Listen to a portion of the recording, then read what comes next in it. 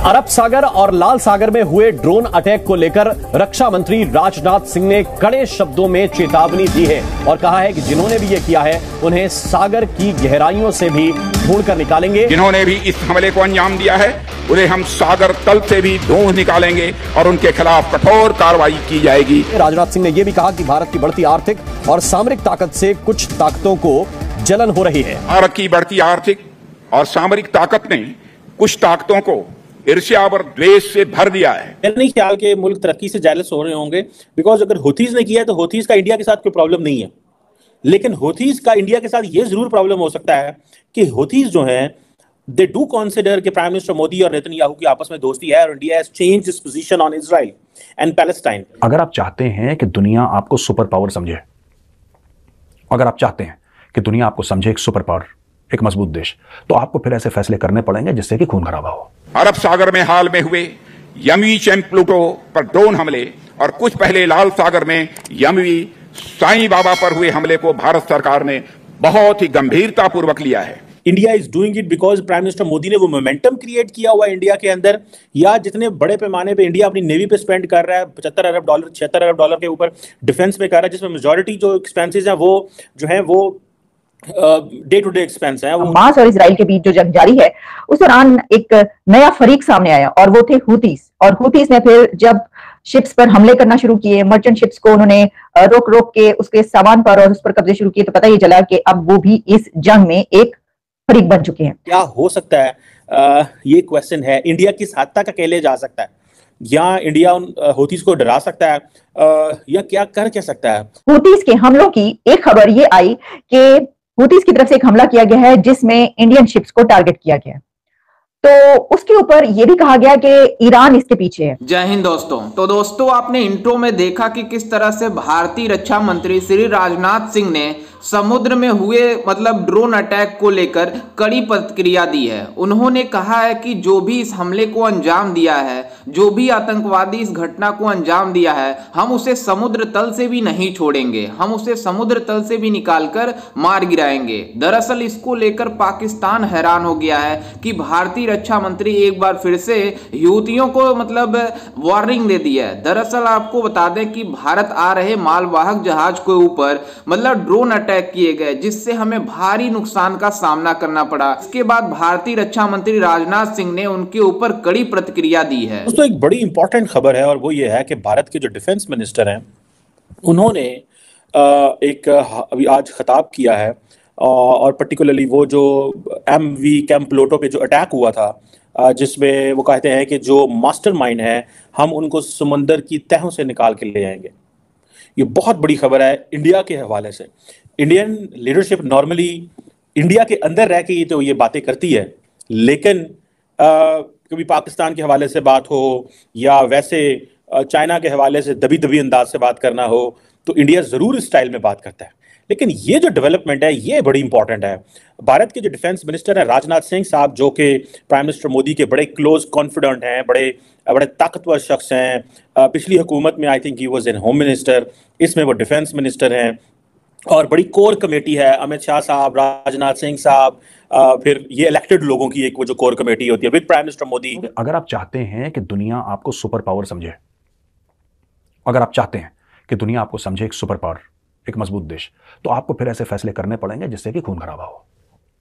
अगर आपको लग रहा है कि कोई भारतीय शिप अटैक हुआ है और हुथी रिबेल्स ने करा है, तो छोड़ दो एक मिसाइल, एक ब्रह्मोस भेज दो उनको थैंक यू कहने के लिए, कहानी खत्म हो गई।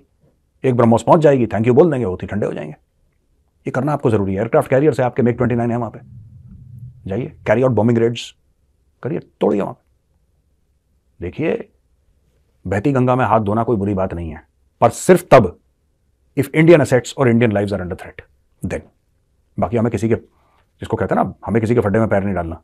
लेकिन अगर ऐसा होता है कि Indian assets are under threat और Indian assets are under threat, which is why all these warships are there. Rajnath Singh साहब ने ये बात कही थी कि मैरीटाइम जो सिक्योरिटी के हवाले से कि जितने भी इंटरनेशनल पीस एंड सिक्योरिटी में जिसमें उनकी सॉवरेनिटी के इशू हैं, टेरिटोरियल इंटेग्रिटी के इशू हैं, पॉलिटिकल इंडिपेंडेंस के इशू हैं, जो क्राइम्स हैं समंदर में होते हैं, उस हवाले से देखा जाए, जो रिसोर्सेज हैं importantly under the seabed, उसके हवाले से देखा जाए, एनवायरमेंटल सिक्योरिटी के हवाले से देखा जाए, तो वो कहते हैं जी कि हम अपने लोगों की training and technical technical capacity के हवाले से we will be working on that.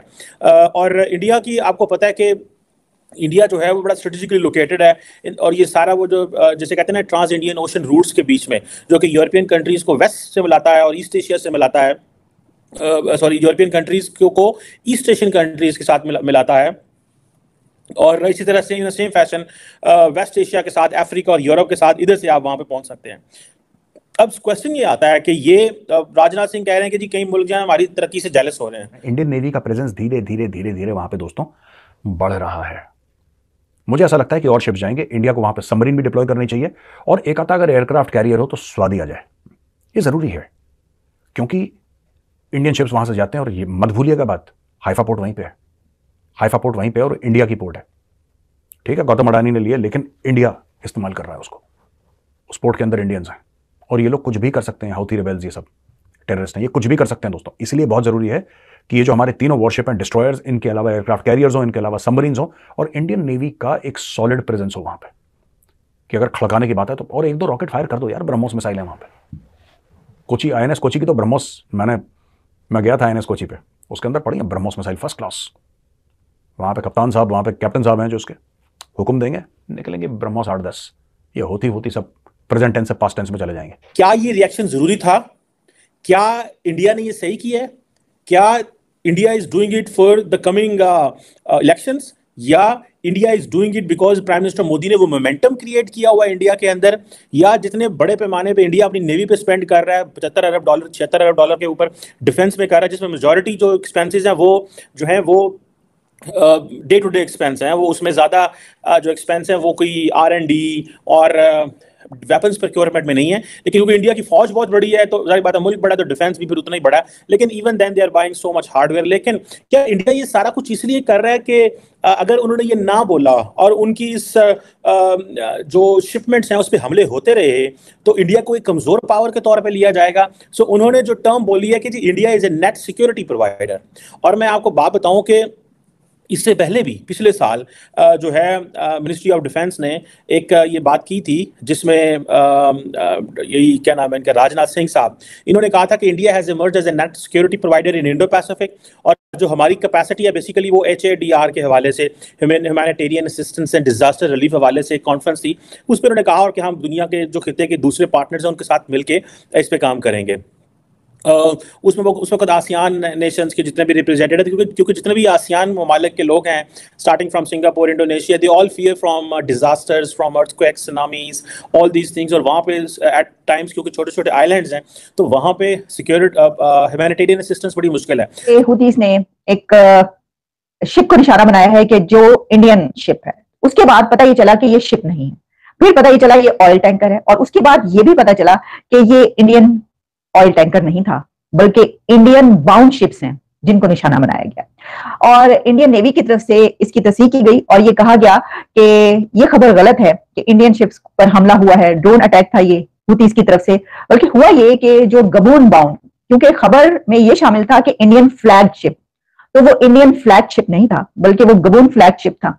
लेकिन जिन दो शिप्स को, वेसल्स को या ऑयल टैंकर्स को निशाना बनाने की हुतीस की तरफ से 48 आवर्स के बीच, जो आप देख लें लास्ट 48 आवर्स में जिनको निशाना बनाया गया है, वो ये कहा जा रहा है कि वो रेड सी में इंडियन बाउंड शिप थे। जैसा कि आपने वीडियो में देखा कि किस तरह से पाकिस्तानी मीडिया भारतीय रक्षा मंत्री श्री राजनाथ सिंह के इस बयानों को लेकर शॉक्ड हो गई है। दरअसल आपको बता दें कि भारत आ रहे मालवाहक जहाज के ऊपर ड्रोन अटैक किया गया जिसमें यहूदियों का नाम बताया जा रहा है। दरअसल इसको लेकर राजनाथ सिंह ने एक कड़ी प्रतिक्रिया दी है कि जो भी इस मालवाहक के जहाज के ऊपर हमला किया है, जो भी आतंकवादी इसके जिम्मेदार है, हम उसे समुद्र तल से भी नहीं छोड़ेंगे, हम उसे समुद्र तल से निकालकर कुत्तों की तरह मारेंगे। आप सोच सकते हैं कि ये पाकिस्तान वाले इसको सुनकर हैरान हो गए हैं कि भारतीय रक्षा मंत्री इतना बड़ा बयान दे रहे हैं। दरअसल आपको बता दें कि ऐसा पहली बार नहीं हुआ है। एक बार फिर अभी कुछ दिनों पहले रेड सी में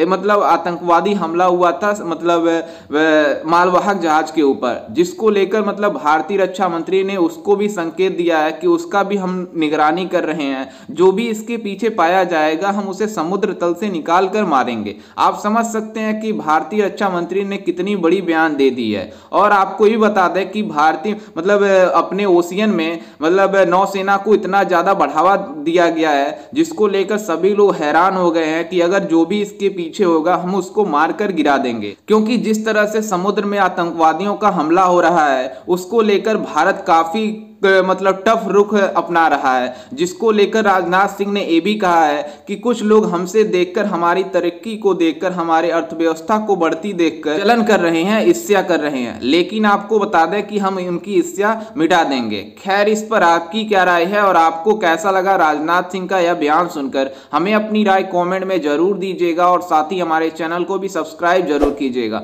मिलते हैं किसी अन्य वीडियो में, तब तक के लिए जय हिंद, वंदे मातरम।